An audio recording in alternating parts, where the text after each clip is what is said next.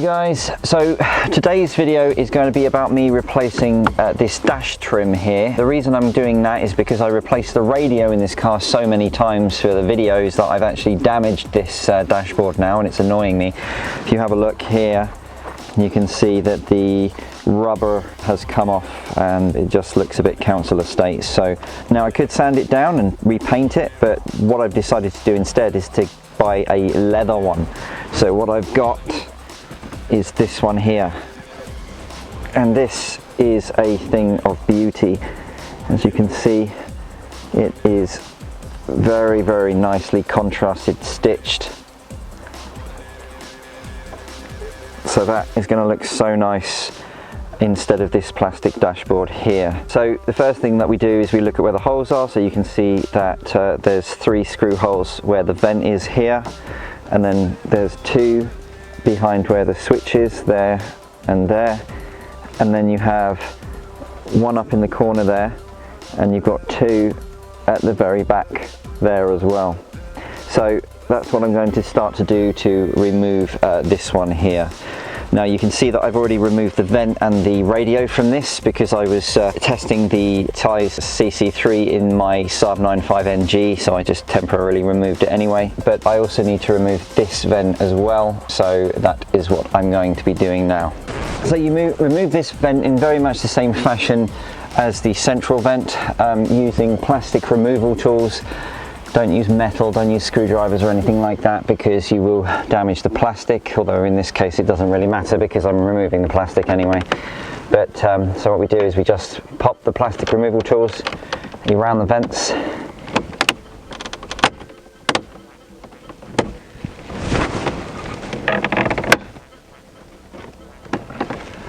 So now that I've got this out, you can see that it's held on by these 2 clips here.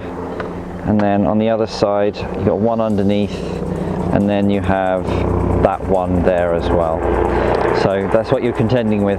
So now we have the 3 screws in here that we need to remove, plus the 1 up here that I've already removed, and then in here, you can see there's 1 screw there, and then on the other side, there's 1 screw just in there as well. So that's what I'm going to be taking out now. Just going to drop the steering wheel down as well.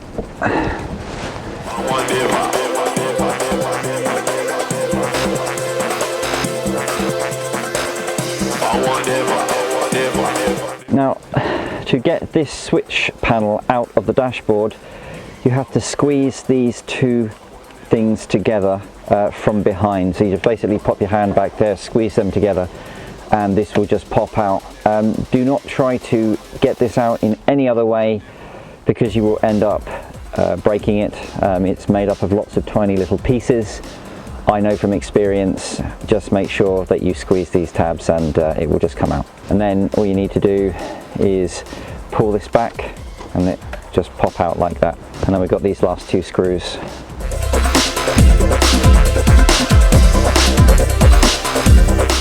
At this point there's nothing holding it on, so we can just pull it off.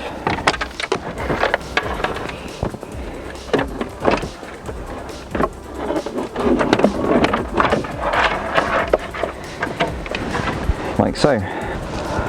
Well, it's time for the nice new one now. Just tilt it upwards like so.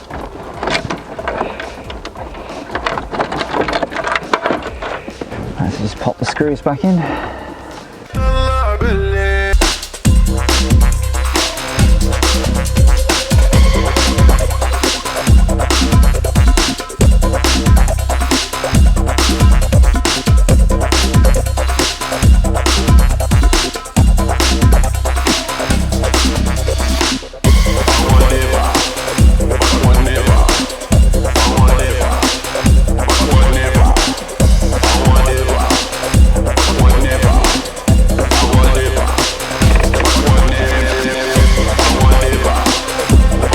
Right, it's time to put the head unit back in.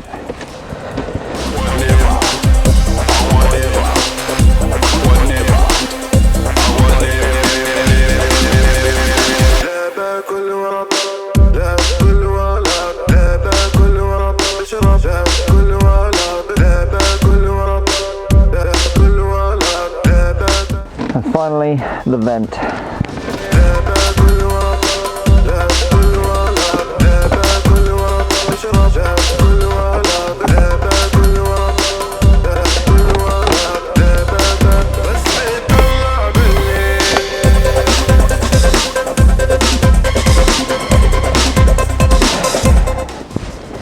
And there we go.